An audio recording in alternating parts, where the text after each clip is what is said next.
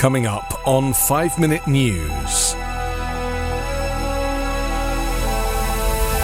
Biden officials restricted from contact with social media companies. 38 wounded in 3 holiday weekend mass shootings. And Ukraine makes progress in Russian counteroffensive. It's Wednesday, July 5. I'm Anthony Davis.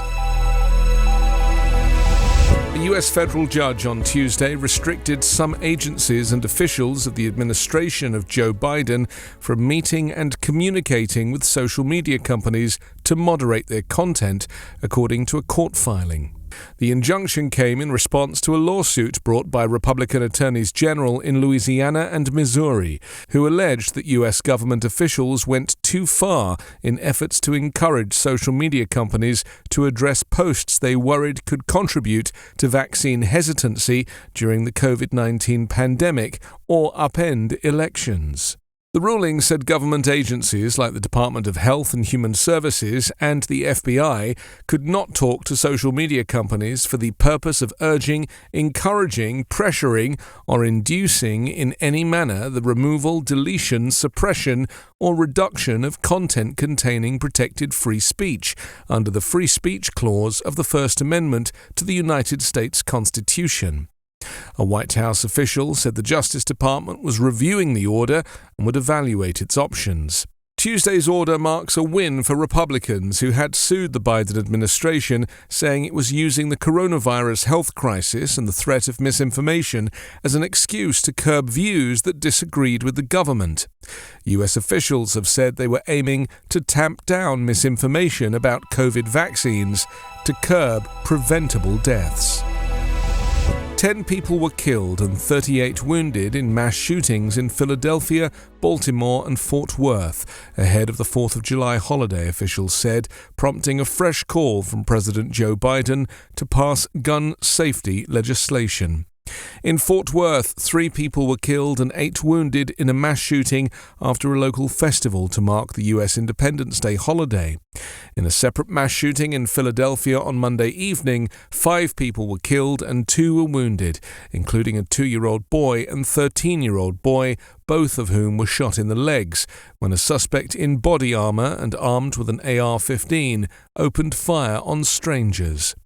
The Monday night shootings came a day after 2 people were shot dead and 28 others injured, about half of them children, in a hail of gunfire at a neighborhood block party in Baltimore. The motives in all 3 shootings remained unclear. The United States is struggling with excessive mass shootings and incidents of gun violence not seen anywhere else in the world. There have been over 340 mass shootings in the country so far this year, according to data collected by the Gun Violence Archive, which defines a mass shooting as an incident in which at least 4 people are shot, excluding the shooter. Joe Biden condemned the violence on Tuesday and renewed his calls to tighten America's gun laws. Philadelphia officials pleaded with state and federal lawmakers to act. "We are begging Congress to protect lives and do something about America's gun problem," Philadelphia Mayor Jim Kenney said on Tuesday. Philadelphia police said the suspect was a 40-year-old man who had an AR-15 semi-automatic rifle and a 9mm pistol, who wore body armor and a ski mask.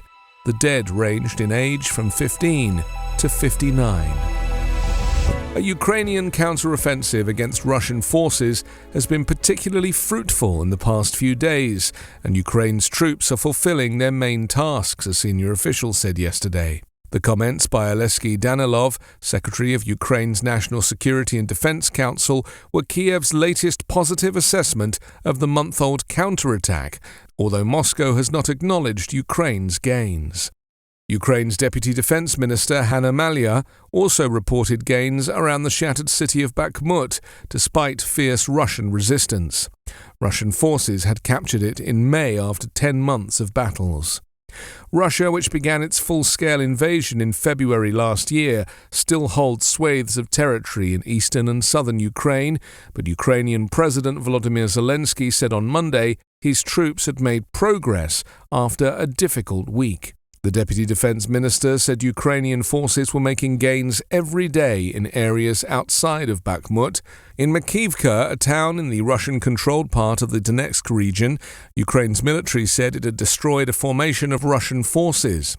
Russia-installed officials said one civilian died and 36 civilians were injured in the attack. Accounts of frontline fighting from the Russian Defense Ministry said its forces had foiled Ukraine's in 5 areas of eastern Donetsk region.